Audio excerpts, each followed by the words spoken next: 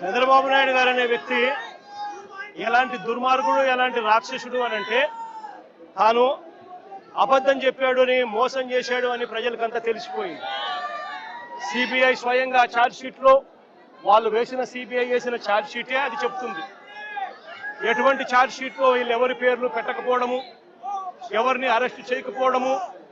అదే మాదిరిగానే ఎన్డీడీబీ రిపోర్ట్లు, ఎన్డీఆర్ఐ రిపోర్ట్లు కూడా చంద్రబాబు నాయుడు గారు అనే వ్యక్తి చెప్పింది తప్పుడు ప్రచారము, తప్పులు అని చెప్పి కూడా ఏకంగా రిపోర్ట్లు కూడా వాళ్ళు ఇచ్చి, ఆ రిపోర్ట్లు కూడా ఏకంగా సిబిఐ ఛార్జ్ షీట్ లో కూడా పెట్టిన నేపథ్యంలో చంద్రబాబు నాయుడు గారు చేసిన తప్పులు రాష్ట్ర ప్రజలందరికీ కూడా తెలిసిపోయిన నేపథ్యంలో చంద్రబాబు నాయుడు గారు గోబెల్స్ ప్రచారంలో భాగంగా అబద్ధాలకు పదును పెడుతూ ఏకంగా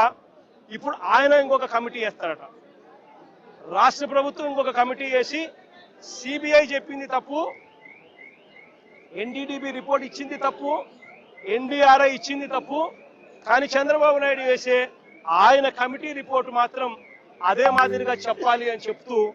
ఆయనకు కావలసిన విధంగా ఇంకొక రిపోర్ట్ వేసుకొని రాష్ట్ర ప్రజల మీద దాన్ని కూడా రుద్దే ప్రయత్నం కూడా చేస్తా ఉన్నాడనంటే, ఇంతకన్నా దిగజారిపోయిన రాజకీయ నాయకుడు ప్రపంచ చరిత్రలో ఎత్తినా కూడా ఎక్కడా కూడా కనిపించడు అని సందర్భంగా చెప్తా.